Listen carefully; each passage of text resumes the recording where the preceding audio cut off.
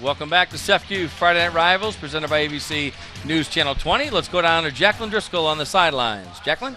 Yeah, hey guys, I'm down here with Coach Spates, and one thing we talked about prior to the game was that we wanted to limit what Jacksonville did offensively. We're struggling with that a little bit. What did you say to your guys at halftime to try to get that going? I told them we just need to finish strong. Let's go out and play. The score it is what it is. The elements, they are what they are, but, we're not going to make an excuse. We need to come out and just play better. All right, thank you, Coach. Thank you.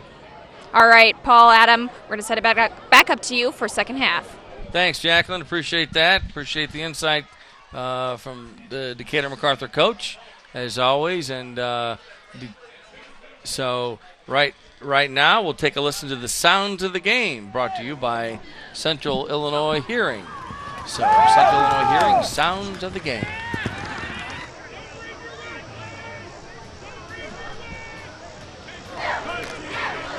Third down and all nine.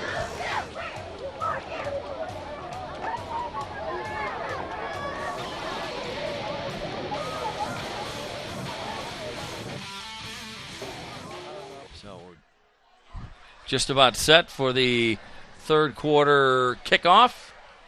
41-0. Jacksonville with the lead over Decatur MacArthur. It is not raining right now. We had some heavy rain for a while in the first half, Adam, and the field is sloppy now. Yeah, it's pretty sloppy. It was wet coming into it, from the rain earlier today and yesterday, but this downpour now is held off. Get a shot of both coaches out talking at halftime, getting a good laugh. These are two very, very well-respected head coaches in the CS8.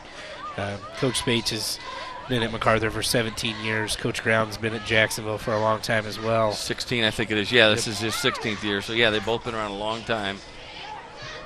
And a lot of respect for both coaches. So, Jacksonville will kick off to MacArthur and as we start the third quarter here. See what MacArthur can put together here coming out of halftime. Like Coach Spates said, you just got to finish. Who cares what the score is? You go out and play your game. Now, after this kickoff here, because Jacksonville is up 41-0, the clock will keep running. It will not stop. There's Alvarez with a kick. And it's short. Takes a bounce. Touched by the Generals. Picked up at the 10. Off to the 20. Got some speed on it. Down to the 25-yard line where he was bunched up. Isaiah Johnson for the Generals. So the Generals will start this drive from their own 24-yard line. Good job by Johnson there just to pick that ball up. Kind of squirted it away from him. Took a Jacksonville bounce. And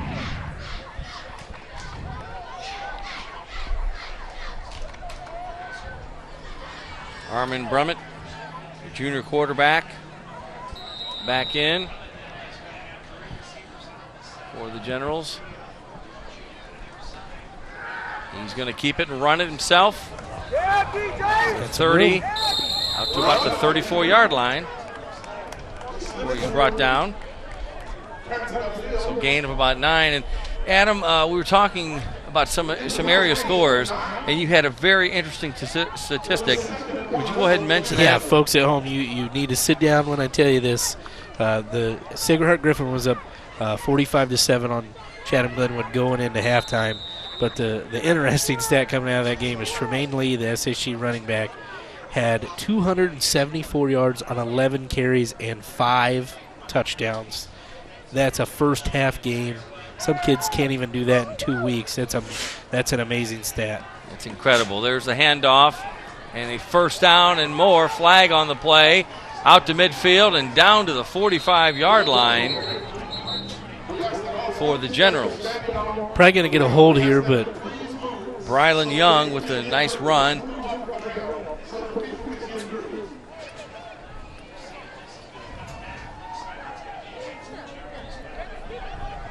Yeah, it's going to be a hold on the Generals. Again, you have one big play brought back by a penalty. Just, they're young mistakes. It's a young MacArthur team. And you just hope that they learn moving into next season. And even later this year, you want to improve. So, and we mentioned earlier, in case you just joined us or didn't catch it, we will have Saturday Night Rivals tomorrow night right here on the CW. Tolono Unity at Monticello taking on the Sages. Yeah, big time Ocott Valley, 2 ranked teams in Class 3A. So 1st and 10, clock continues to run, 9:14, 9:13 to go, third quarter. There's the handoff, left side. Loses the it. football, and yeah. Let's see who has it. I think MacArthur lineman jumped in on it. I think you're right. Brylan Young had it for the Generals. You know, now that it's not raining, that ball is still slippery from touching the ground all the time, so you really got to secure it. He lost it. Just Came out. Trying to move it back and forth, and it just slipped out of his hands.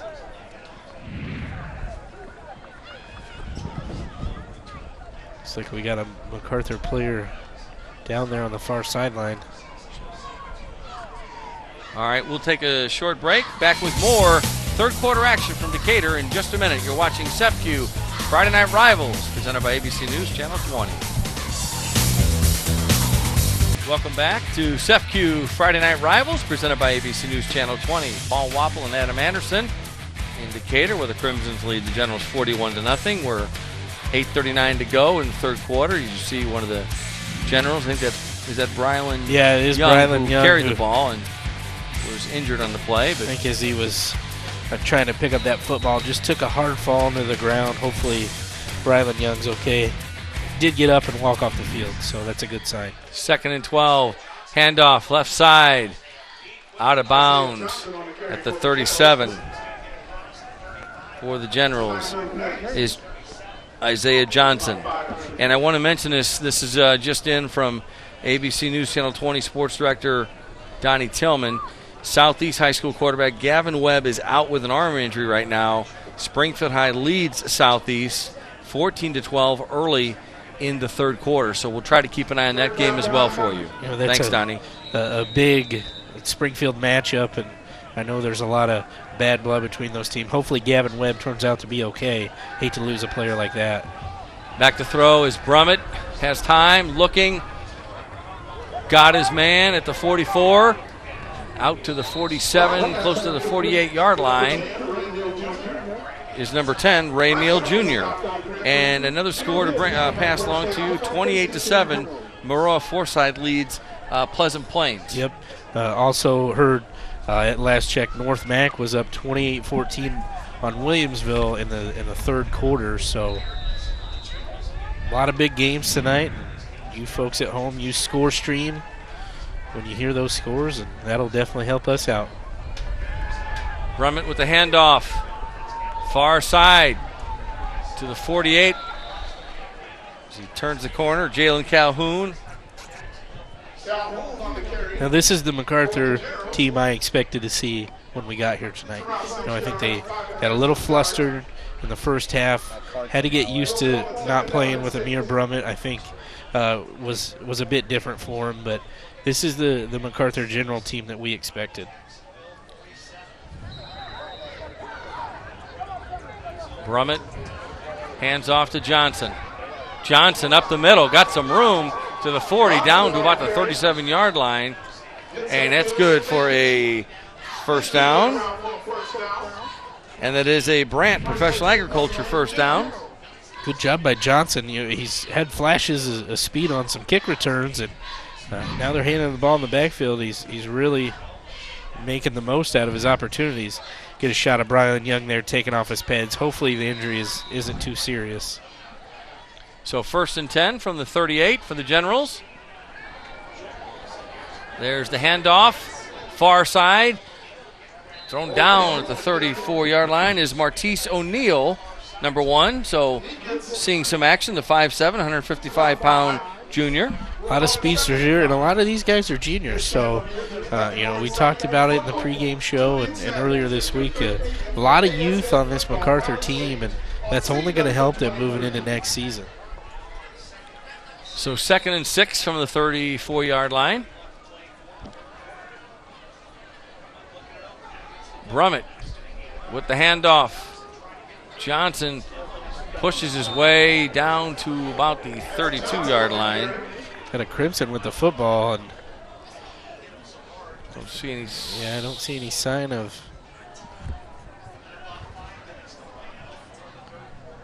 Not sure. I think they're just going to still give it to MacArthur. But okay. Third and.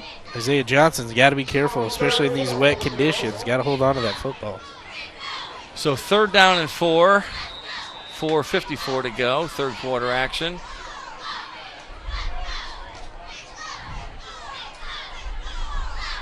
Armin Brummett, junior quarterback. High snap, bobbled, picked up at the 40, in trouble, and thrown for a loss to about the 42-yard line. So the Generals were lucky they didn't lose the ball on that one. Yeah, again, another costly mistake right there.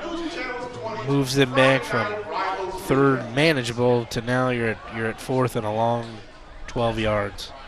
A little bit of a microcosm of the game tonight. A couple steps forward, a couple steps back. So 4th down and 12. Third quarter action. We're in Decatur. Brummett, high snap, has it. He's at midfield. Was going to throw. Looks like he still might throw. Looking. Got a man incomplete. Short.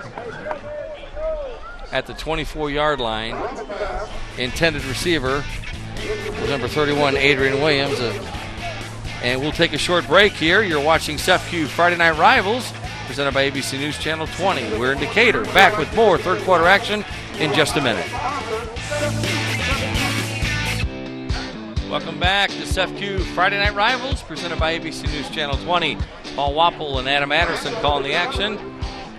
In Decatur, where the Crimsons lead the Generals 41-0 in a Central State 8 Conference matchup. The Generals are looking for win number 1 of the season. Crimsons trying to even their record at 2-2, and we have a running clock here in Decatur with the score being 41-0. And the Crimsons have the ball, and we've seen a few replacement, some substituting going on here in the second half. Yeah, you're going to see some different guys in for the Crimsons just to get some time, some experience. Avery Dugan's still out there, though, leading the charge for this Jacksonville offense. And there's the handoff and a flag on the play, and out to the 41-yard line is Corey Hacker, the sophomore, 150-pound, 5'9" running back / defensive back. We're in the 80 number. Don't see 80 numbers in the backfield a lot. Not too many.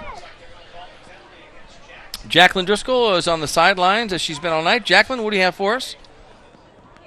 Paul, Adam, I just wanted to give you a quick injury report. Brylan Young, he's actually a sophomore running back. We saw him go down earlier in the third quarter here. I just checked in. He took a knee to the ribs, and they're telling me that it's looking like he's going to be out for the game. So Young will no longer be returning. So that's your injury report. We'll send it back up to you. Thank you, Jacqueline. Appreciate that. As time winds down here in the third quarter, the Crimsons taking their time before coming to the line of scrimmage. Yeah, don't need to be any hurry, really. Took a penalty here on the last play, just a block in the back. Good shot on the replay there of where the flag came in. And don't forget, on ABC News Channel 20, college football tomorrow night at 7, USC at Stanford. Should be a good matchup. And on Fox tomorrow at 6 o'clock, Ohio State at Oklahoma. In the NFL on Sunday, the Dallas Cowboys will take on the Washington Redskins. And you see some of the schedule. The schedule here on Sports This Weekend. And on ASN, you'll see the Florida International University against the University of Massachusetts at 2:30 tomorrow. So a lot of sports, a lot of college football this weekend. We'll take a short break. Back with more from Decatur. You're watching CEFCU Friday Night Rivals. Stay with us, everybody.